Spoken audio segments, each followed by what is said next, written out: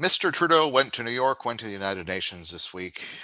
Lots of big dollar figures flying around, announcements in terms of food security. Tyler, cut through the spin and the noise, and what did those announcements actually uh, look like and involve? The whole world leaders from around the world went to the United Nations this week for the General Assembly. It really is a time for leaders to talk about the pressing issues, and food security is a pressing issue now. Our Prime Minister was talking about it. President Biden was.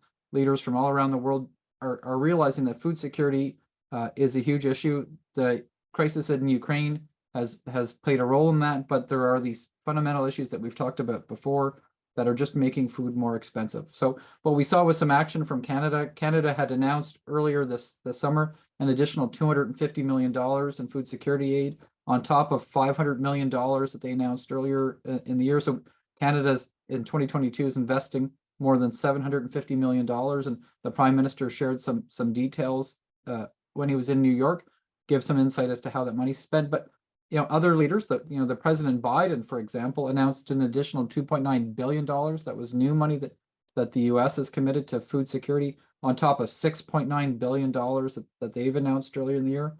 So, these are big dollars for a big problem that's getting big attention in New York City. You mentioned food security is security, um, and a lot of people, I think, have been somewhat critical about the notion that the Canadian government would spend hundreds of millions of dollars on food security for people around the world. What are you doing for me? Um, but is there more than altruism behind these investments in your view? Yeah, there absolutely is more than altruism. It's important to understand that many in Canada are feeling squeezed. The consequences are very different. In some parts of Africa, for example, people will spend half of their household income on food. In Canada, that number can be between 10 and 15%. So in some parts of the Middle East, North Africa, that number is 50% or more. And that was before we saw the inflation that we've seen over the last year.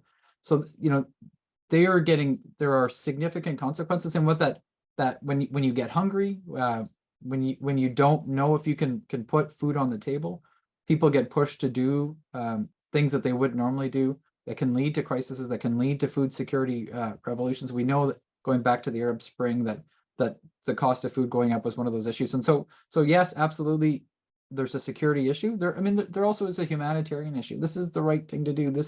People are starving. We've got relatively unprecedented levels of starvation. We haven't seen this, in 20 years or more.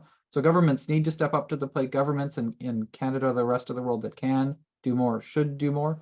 But it's not just because it's the right thing to do. It's the smart thing to do. It's gonna make the world safer. It's gonna make the world better.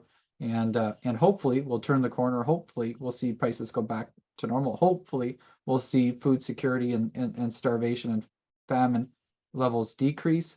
But until we do, governments need to continue to do more, and it's good that it's getting the attention that it is in New York City. Does that decision, though, does that instinct to do more elsewhere become all the more difficult if, as it looks like it's more likely, that the global economy is going to go into a period of decline?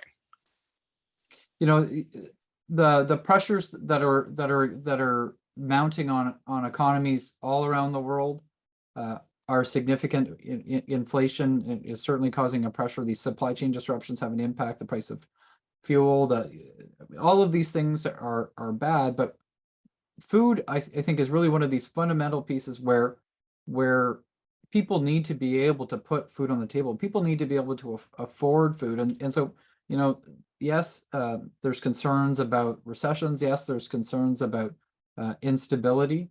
But when we look at all of these pressures that countries around the world are facing, food is really, I think it's different. It's critical, and we're at crisis levels, and governments need to pay attention. And it's good to see Canada, the US, and many others stepping up to the plate.